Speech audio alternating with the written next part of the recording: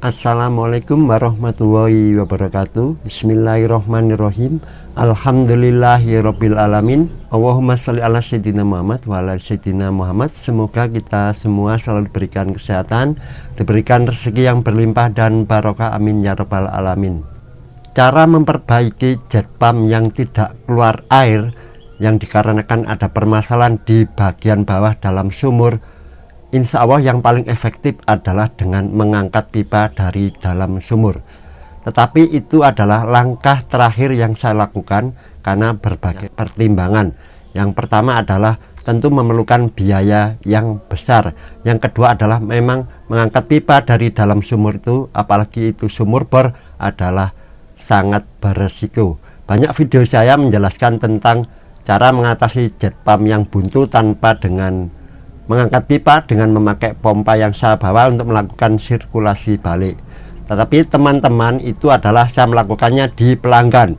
Jika teman-teman melakukan pekerjaan ini untuk pompanya sendiri, insya Allah tidak perlu memakai pompa lain, cukup memakai pompa jet pump itu sendiri, pompa yang ada, atau memakai sumber yang lain. Di video kali ini saya jelaskan secara skematik bagaimana melakukan sirkulasi balik itu.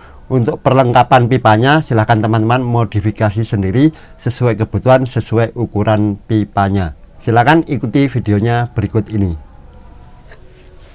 Pertama-tama saya sampaikan dahulu bahwa metode ini tidak akan 100% berhasil teman-teman. Ya misalkan apa?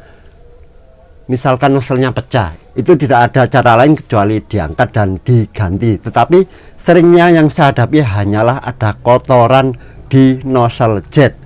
Jadi memang mengangkat pipa dari dalam sumur itu adalah pilihan terakhir.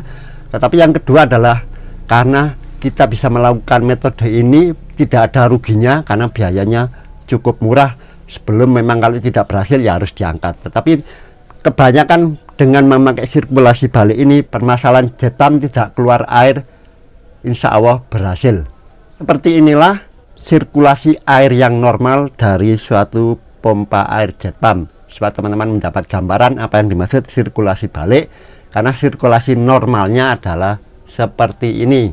Jadi di dalam jet pump itu tentu teman-teman sudah tahu ada dua pipa. Yang pertama pipa yang bagian hisap, yang kedua adalah di bagian tekan.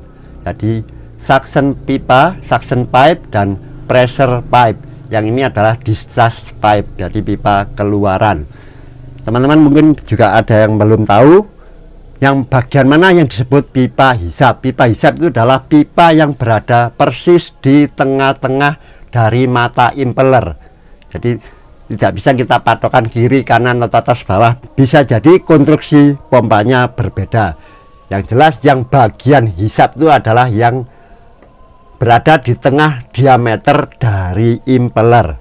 Sedangkan pipa tekan adalah bagian dari keluaran juga. Jadi keluaran pompa air jet pump itu dibagi untuk pemakaian dan sebagian dikembalikan ke bawah. Jadi alirannya yang biru itu seperti ini.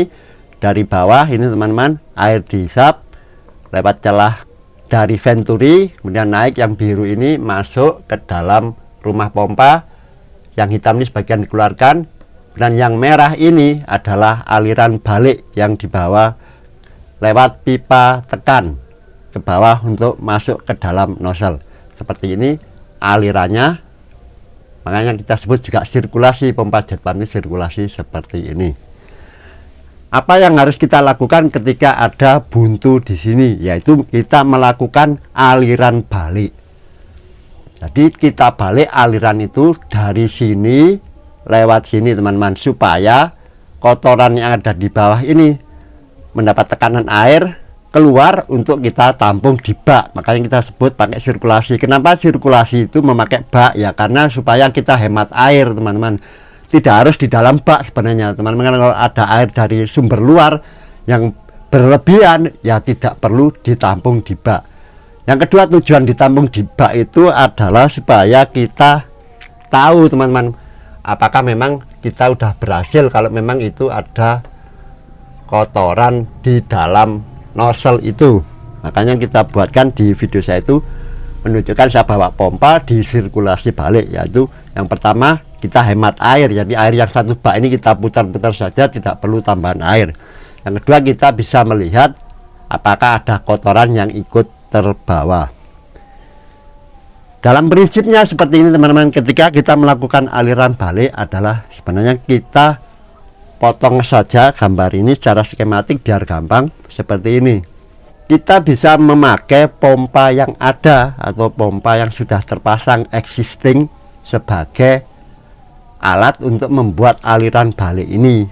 Atau kalau teman-teman ada sumber air yang cukup kencang, karena minimal itu sekitar tekanan 2 bar dan memakai aliran debit sekitar 18 liter per menit untuk melakukan sirkulasi balik ini. Mengapa diperlukan tekanan yang cukup tinggi? Ya karena kita harus mendorong teman-teman. Ini kan dalam ya, kalau semakin dalam saya anggap ini kalau di atas 10 meter 15 meter perlu tekanan 1,5 bar supaya air ini naik jadi air balik. Jadi kalau kita punya 2 bar tekanan dan 18 liter per menit itu cukup untuk membuat kotoran yang tersumbat di sini keluar. Karena kita melakukannya harus minimal sekitar 2 menit karena kan diperlukan perjalanan ya teman-teman. Air itu untuk masuk ke dalam pipa ini dan kotoran yang terangkat di sini supaya keluar. Dan itu proses itu tidak boleh diputus.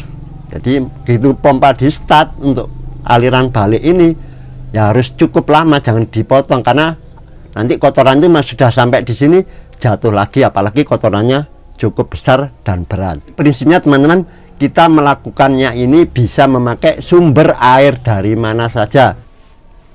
Untuk metode yang pertama seperti ini teman-teman, jika teman-teman memakai air bertekanan dari sumber lain, misalkan dari PDAM atau dari tetangga yang punya toren tinggi atau air yang langsung dari pompa yang tekanannya kuat, teman-teman bisa memasukkan aliran air tadi lewat sini, lewat dari lubang pancingan atau lewat dari masukan sini, terserah. Intinya kita memasukkan sumber air dari luar ke dalam sistem yang sudah terpasang ini. Kenapa kita masukkan juga lewat sini teman-teman? Ya satu, kepraktisan, kita tidak motong-motong banyak.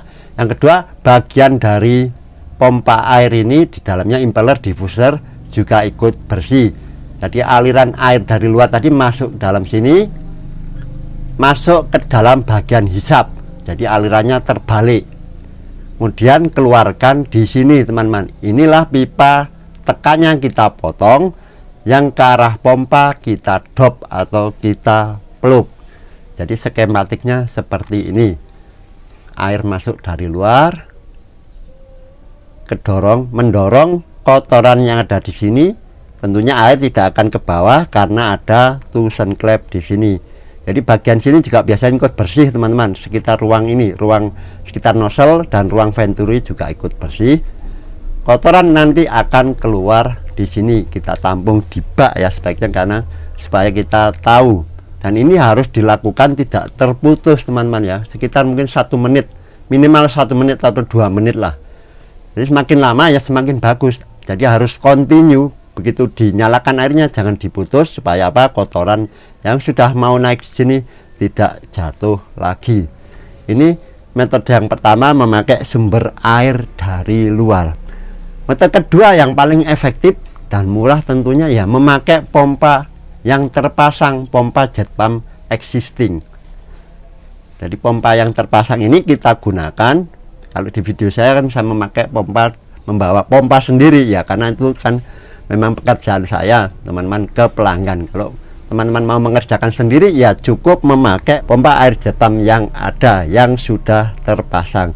Prinsipnya tentu saja sama seperti ini. Saya gambarkan secara skematik supaya mudah. Jadi saya tidak menjelaskan, teman-teman nanti memakai fitting-fitting apa teman-teman bisa modifikasi sendiri, karena tentunya lokasi atau perpipaannya, diameternya banyak yang juga berbeda. Untuk metode kedua, sirkulasi balik memakai pompa air jet pump yang terpasang atau pompa air jet pump existing, skematiknya seperti ini. Jadi teman-teman potong kedua pipa hisap dan pipa tekan dari pompa jet pump yang terpasang, kemudian diposisikan seperti ini. Jadi keluarannya dari pipa tekan dari pompa air jet pump itu kita masukkan ke dalam bagian hisap dari pipa air yang terpasang ke dalam sumur. Jadi pipa yang terpasang ke dalam sumur ini bagian hisapnya berhubungan dengan bagian tekan dari pompa air jet pump yang terpasang. Biasanya teman-teman ini memakai 1 in semua, ya cukup dipakai shock, ya dihubungkan dengan shock. Dan bagian hisap ini teman-teman bisa membeli pipa pendek-pendek, ya makanya ini saya sampaikan kita memakai metode yang murah ini mungkin tidak sampai 100.000 bahannya, memakai pipa-pipa yang tipis saja dan tidak perlu memakai lem ya teman-teman untuk sambung-sambungannya, nanti memakai seal tip saja kemudian dibalut pakai karet ban dalam. Itu untuk melakukan ini tidak perlu dilem karena nanti kita harus mengembalikan lagi ke posisi semula seperti ini. Jadi kita belikan tusen klep yang murahan saja teman-teman, tusen klep dari yang plastik yang hitam putih itu. Atau kalau teman-teman takut ini masuk angin, ini airnya lebih tinggi, yang dihisap baknya bisa ditaruh dan lebih atas, itu nanti teman-teman tidak perlu memakai tusen klep. Jadi baknya ditaruh di sini lebih tinggi dari pompanya. Ini hanya skematiknya saja seperti ini. Jadi ketika sudah kita konstruksikan pompa air jet pump yang terpasang dengan pipa yang masuk ke dalam sumur seperti ini, teman-teman bisa melakukan sirkulasi balik dengan memakai pompa air yang ada. Jadi setelah kita isi pancingan di sini, baknya ini lebih baik memakai bak teman-teman, yaitu karena kita tidak perlu banyak air dan ini harus ada saringan ya teman-teman. Kenapa? Jadi nanti kalau kotoran yang di sini keluar, kotoran yang tersumbat, kotoran yang menyumbat nozzle ini keluar, tidak akan masuk lagi ke dalam sistem ini. Jadi ini harus ada saringan. Kita isi penuh, kemudian pompa dijalankan, maka yang terjadi adalah air dari bak ini akan terisap. Insya Allah ini kan teman-teman tidak ada masalah di tusen klep ya. Jadi jelasnya di bagian ini kedua pipa ini masih terisi air penuh. Nah kalau tusen klep bocor ya itu ceritanya lain lagi ya teman-teman, ya harus dibongkar. Ini kasusnya kan kasus yang buntu. Jadi pastinya di sini masih ada air penuh di bagian pipa ini. Jadi kita tidak perlu banyak air untuk melakukan pekerjaan ini. Ketika sudah kita jalankan, maka air akan keluar dari pompa. Karena ini kita tutup keluaran pancingan ini, maka air akan keluar lewat lubang pipa tekan, kemudian masuk ke dalam pipa hisap yang ada di dalam sumur, akan mendorong kotoran yang ada di nozzle, kemudian keluar lewat pipa tekan yang sudah kita potong untuk masuk kembali ke dalam bak.